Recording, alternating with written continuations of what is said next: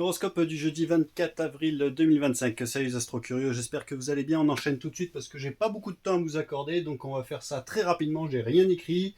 On va faire ça au feeling. La Lune, elle continue d'avancer, toujours très très vite. Comme vous le savez, elle a quitté le petit sextile qu'elle faisait avec le Soleil, donc j'espère que vous en profiterez ce soir, ou que vous en avez profité hier soir si vous regardez la vidéo jeudi. Parce que c'était quand même un moment occasionnel pour bien en profiter dans vos relations, dans votre vie de couple. Voilà, si vous voyez ce que je veux dire. Ça pouvait être très confortable sur l'oreiller. Bref, la Lune va avancer, donc elle était à 9 degrés, je crois, à minuit, et elle va terminer du coup à 21 degrés. Oui, c'est ça. Non, je dis des bêtises. Si, si, bah 12 degrés plus 9, ça fait 21. Du coup, elle va venir faire. Alors là, la Lune, elle va toucher à beaucoup de monde. Elle va venir faire une conjonction à Vénus, une conjonction à Saturne. Un peu plus tard, elle viendra même faire une conjonction à Neptune. Elle va venir faire un carré à Jupiter, un sextile à Uranus et un trigone. D'ailleurs, je ne sais même pas dessiner, mais vous voyez, ça va faire un joli petit trait bleu ici. Ça va faire un autre trait ici. Et puis là, voilà, c'est une petite réunion. Donc, Lune Vénus en poisson. Donc là, bah, surtout pour les femmes d'ailleurs, ça va être très bon. Comme après c'est pour tout le monde, on a tous un côté masculin, un côté féminin, qu'on soit homme ou femme ou non genré ou ce que vous voulez, que vous vous sentez être piano ou tabouret. Bon, vous avez quand même un côté masculin et féminin. Euh, Lune Vénus, donc ça c'est une très bonne conjonction. Ça peut, bah, surtout en poisson, du coup amplifier un petit peu le côté romantique, le côté émotionnel, la sensibilité, les liens avec l'art, l'intuition. Bien qu'après il y ait Saturne, donc ça va rajouter un petit peu de rigueur, de sagesse. Et après, bah, du coup, la conjonction qui va se faire avec Neptune, donc là, on est vraiment dans les fusions au niveau romantisme, au niveau bah, des émotions. Donc, faut essayer de vous détendre sur les émotions, pas être trop émotionnel, pas être trop sensible, de savoir vous détacher, prendre du recul. Ça va assez vite passer, mais voilà, peut-être que si vous vous sentez un peu sensible dans cette journée de jeudi, c'est un peu normal. La lune est un petit peu bousculée par tout le monde. Mais voilà, en tout cas, cette conjonction avec Neptune, bon, elle sera vraiment avec une grande orbe. Ça, ce sera plus pour la journée de vendredi. Donc demain, je vous ferai un plus de détails là-dessus.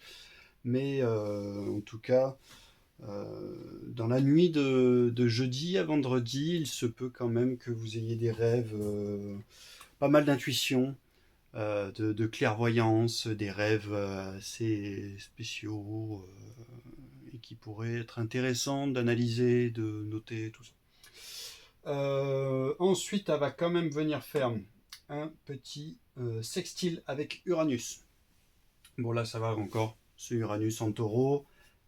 Cette année, il va changer, il va passer en gémeaux. Mais il est en chute, comme je vous l'ai déjà dit plusieurs fois, en taureau, donc pas très très puissant. Mais n'empêche qu'avec la Lune, avec ce genre d'aspect, il peut quand même un peu amplifier un petit besoin d'innovation, de nouveauté et aussi de liberté. Hein, et de liberté chez soi, de confort. Le carré avec Jupiter, par contre, là c'est pareil, ça peut avoir tendance à mettre tout ce qu'on vient de dire un petit peu dans les excès. Hein, donc c'est pour ça que détendez-vous, euh, essayez d'être plutôt dans votre travail, d'être plutôt assez organisé ou dans votre spiritualité en fait. Je vais vous expliquer après pourquoi je vous dis ça. On va juste terminer avec le trigone du coup qui se fait à Mars, qui est toujours en opposition à Pluton. Retournez voir les vidéos précédentes, j'en parle pas mal. Le trigone avec Mars, ben là, ça peut venir amplifier ce phénomène un petit peu de besoin de liberté, d'indépendance, d'audace aussi, parce que ça reste quand même dans le signe du lion. Donc ça vient un petit peu chauffer un petit peu cette eau. Bon, bien qu'en fait, l'eau du poisson a tendance un petit peu à tout dissoudre. Donc surtout que, enfin voilà, c'est l'eau de l'océan, donc même si le lion c'est le soleil, bon, il est tout seul, quoi, hein, Mars.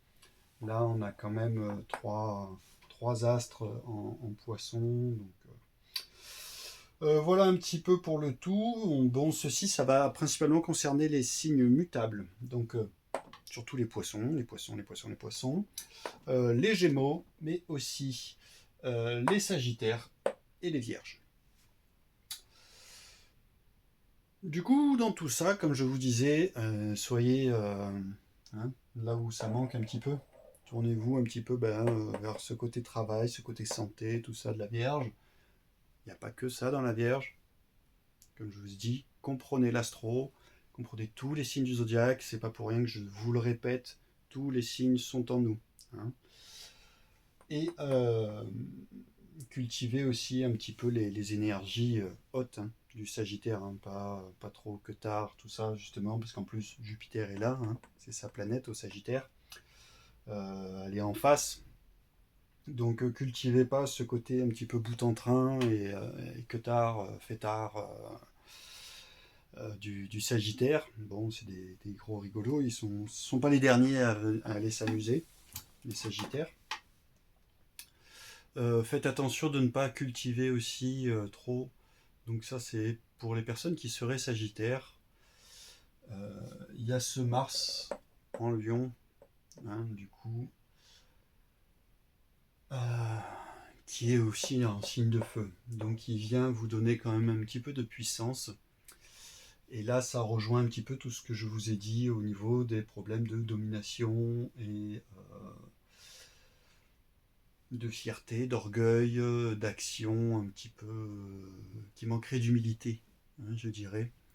Donc restez humble, euh, voilà, restez modeste dans vos actions. Donc là, je m'adresse un petit peu aux Sagittaires.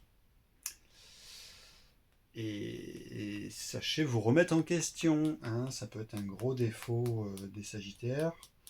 Hein, je ne généralise pas, je parle pareil des signes, et c'est pareil, des fois vous avez peut-être l'impression que je critique un petit peu les signes, pareil, j'en ai un petit peu fait là sur les taureaux et tout ces derniers jours. Tous les signes sont en nous, hein. Donc quand je m'adresse à ça, je m'adresse aussi un petit peu à moi. Hein. Il y a toujours un petit peu deux facettes dans chaque signe. Il n'y a pas de bon ou de mauvais signe, il n'y a pas de meilleur signe, de plus mauvais. D'accord. Ils peuvent tous avoir leur bon comme leur mauvais côté. Mais du coup, voilà, cultiver un petit peu plus ce travail, tout ça, et cette quête de spiritualité, parce que le Sagittaire, quand c'est pas un bout en train, quand c'est pas un fêtard, il est plutôt justement dans cette découverte du spirituel, l'apprentissage du spirituel. Là où le Gémeaux, c'est l'apprentissage de la vie, en face, on a l'apprentissage du spirituel qui vient après la mort du Scorpion. Hein. On meurt dans le Scorpion, on renaît, on est passé de l'autre côté, on veut comprendre.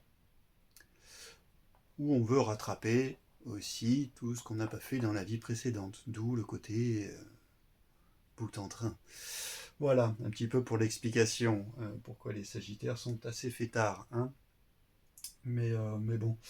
Voilà, allez, je vous laisse avec ça. Portez-vous bien. N'oubliez pas que tous les signes du zodiaque sont en nous. Ciao, ciao, ciao.